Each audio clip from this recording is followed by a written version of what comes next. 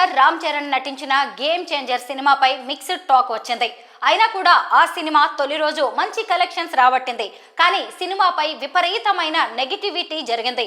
Social media వేదికగా కొంతమంది పనిగట్టుకుని మరీ గేమ్ చేంజర్ పై నెగిటివిటీని పెంచేశారు. అలాగే ఆంధ్రప్రదేశ్లో ఓ లోకల్ ఛానల్లో ఏకంగా సినిమా హెచ్డి ప్రింట్ వేసేశారు.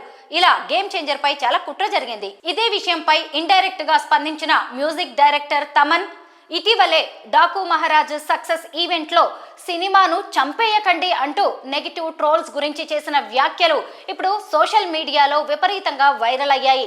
అయితే తాజాగా ఈ వ్యాఖ్యలపై మెగాస్టార్ చిరంజీవి స్పందించారు. తమన్ నెగిటివ్ ట్రోల్స్ గురించి మాట్లాడుతూ సక్సెస్ వచ్చిందని చెప్పాలంటే కూడా ఇప్పుడు నిర్మాతలకు చెప్పబుద్ధి కావడం లేదు.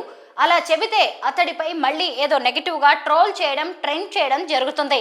మీరు చేసే నెగిటివ్ ట్రోల్స్ వల్ల నిర్మాతల జీవితాలపై ఎఫెక్ట్ పడుతుంది. మన సినిమాను మనమే చంపేసుకుంటే ఏం బతుకుతున్నాం అనేది అర్థం కావడం లేదు.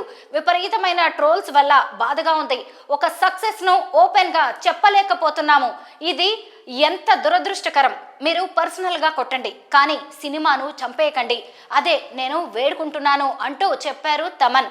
దీనిపై చిరు స్పందిస్తూ, డియర్ తమన్, నిన్న నువ్వు మాట్లాడిన మాటలు హృదయాలను తాకేలా ఉన్నాయి.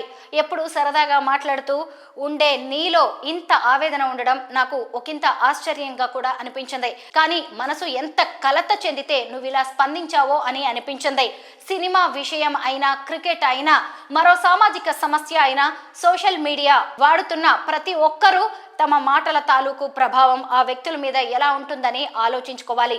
ఎవరో అన్నట్టు మాటలు ఫ్రీనే. Words can inspire and words can destroy. Choose what you wish to do.